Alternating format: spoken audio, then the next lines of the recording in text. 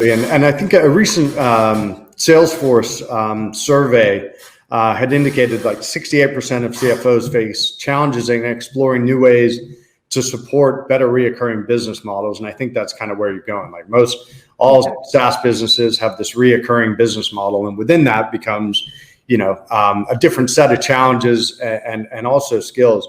What do you think some of those challenges are with this kind of modern day SaaS reoccurring revenue business model that the CFOs are facing and need to be armed for? Yeah, and I mean, Salesforce is a great example, right? Because they were born in the late 90s, pre-cloud and pre-SaaS.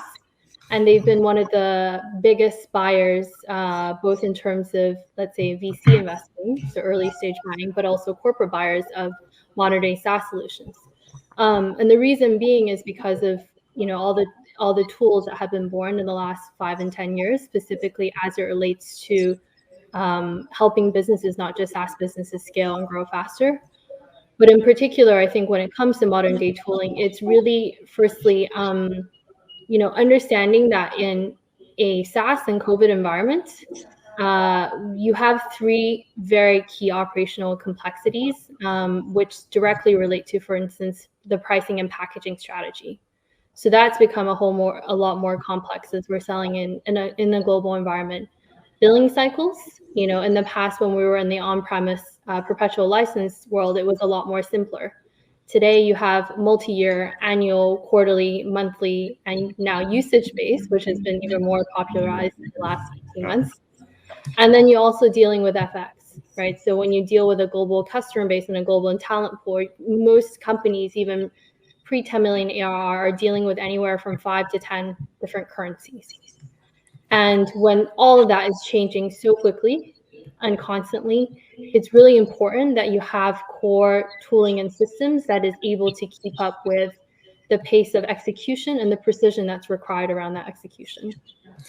Yeah, I think you mentioned something that that I've chatted with other folks around. It's kind of this agile mindset. Things are moving so fast now at such a pace, accelerated to your point with the pandemic. That agile mindset, and not only agile mindset, but then you need the systems and tools to be able to move along as agile as your mind's moving, I suppose, is a good way to put it. So I know in our previous conversations you'd mentioned recommending a playbook to the companies that you're working with on core tooling and systems.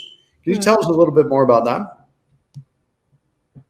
Yeah, sure. So I think, in the past, the finance department would be predominantly responsible for your accounting, and maybe if you're a larger organization, a growth or public company, you would have FP&A tooling as well.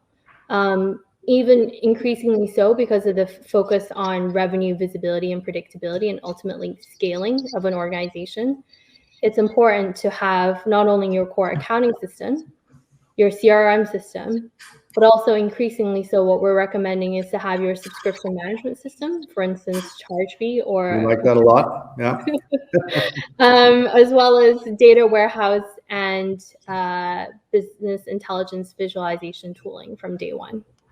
Gotcha. That way you can get a single source of truth when it comes to your entire customer base and how you recognize revenue and the different types of revenue in a very quick, easy, accessible, and trustworthy manner.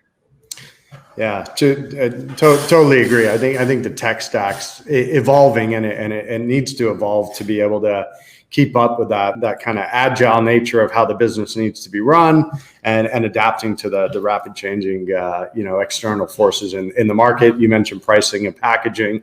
Being able to experiment with that is critical. I mean, we have customers that do daily pricing experiments, especially when they're in new markets trying to figure out what's working.